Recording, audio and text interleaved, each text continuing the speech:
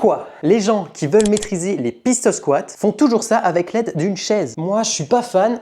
Et je vais t'expliquer pourquoi. Mais avant ça, n'oublie pas, j'ai sorti Pistol Quest, un programme dédié au développement athlétique de jambes musclées et puissantes sans salle de sport, uniquement au poids du corps et quelques élastiques. C'est le premier lien en description, tu as moins 50% jusqu'au 30 octobre. C'est du semi-personnalisé, donc que tu ne maîtrises pas du tout les pistol squats ou que tu les maîtrises déjà, tu trouveras ton bonheur et tu pourras développer tes jambes. Maintenant, je vais t'expliquer pourquoi je suis pas fan de cette variante-là. Déjà, la première chose, c'est que cette variante-là va détruire le schéma moteur des pistol squats dans certaines situations. Je t'explique, si tu le fais comme ça, tac, tu t'assois et tu te lèves, bah en fait, tu vas casser un peu le mouvement. Un pistol squat, c'est jamais ça et tu te laisses tomber en arrière pour t'asseoir. C'est pas ça. Pour ensuite remettre un élan, rien à voir avec un vrai pistol squat. En toute sincérité, cette variante de pistol squat, en général, c'est recommandé par des personnes qui ont déjà le pistol squat ou qui l'ont eu très facilement. Mais ils n'ont jamais réellement eu les problématiques que nous, les gens avec peu de mobilité de base et peu de force dans les jambes de base, ont. Le deuxième point, c'est que quand tu fais ton pistol squat comme ça avec une chaise, c'est que tu travailles sur une amplitude ultra réduite. Et du coup, tu vas jamais chercher les amplitudes dans lesquelles tu n'es pas vraiment à l'aise.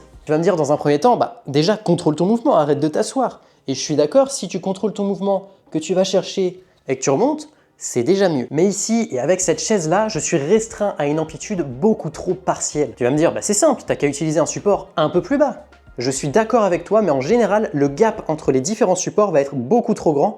Et souvent, ce qui se passe, c'est qu'en fait, tu es ultra à l'aise sur la chaise, tu prends un support plus bas et tu n'es plus du tout à l'aise. Et pour respecter une surcharge progressive de qualité, c'est compliqué. Mais que faire à la place? Écoute, identifie dans un premier temps ton point bloquant. Souvent sur les pistol squats, ce qui pose problème, c'est la jambe avant. Tu vois, tu n'arrives pas forcément à la plier, à la relever et du coup, hop, paf, tu touches et tu n'arrives pas à descendre. Si c'est ton cas, alors tu vas devoir travailler sur ce mouvement de flexion de hanche, jambes tendues. Et ça, c'est un travail de mobilité. Par exemple, tu as cet exercice-là qui est excellent et qui va te permettre de déverrouiller un petit peu ça. Et en parallèle de ça, ma variante préférée, ça va être celle-ci.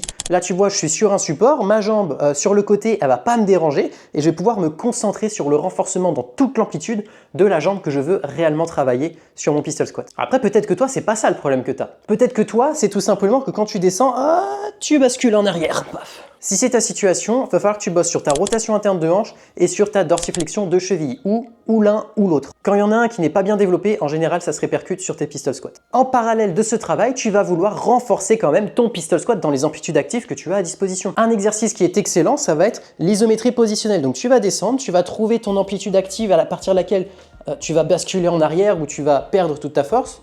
Tu vas figer et tu vas tenir le plus longtemps possible. C'est de l'isométrie positionnelle. Et en parallèle de ça, tu vas essayer de t'assister soit avec tes RX, soit avec des élastiques. Comme ça, tu vas pouvoir te renforcer sur des amplitudes un peu plus complètes. Dans certaines situations, tu vas aussi simplement manquer de force. Niveau mobilité, ça va être bon, mais la force, ça va pas être bon. À ce moment-là, commence par te délester et réalise tes pistol squats dans toute l'amplitude pour renforcer l'ensemble de ta jambe. Et si vraiment c'est uniquement un problème de force comme je viens de t'évoquer, alors peut-être que la chaise pourrait avoir un intérêt, mais selon moi, c'est pas le plus optimal. Et n'oublie pas, Pistol Quest est en promotion moins 50% jusqu'au 30 octobre. Donc si aujourd'hui tu n'as pas les pistol squats ou si tu veux les améliorer, les booster, n'oublie pas, c'est semi-personnalisé, tu pourras te tester et démarrer à ton point de départ. Toutes les infos sont en description, je suis ultra fier de ce programme, donc je te laisse checker ça, je vais pas te bassiner plus. Bye bye.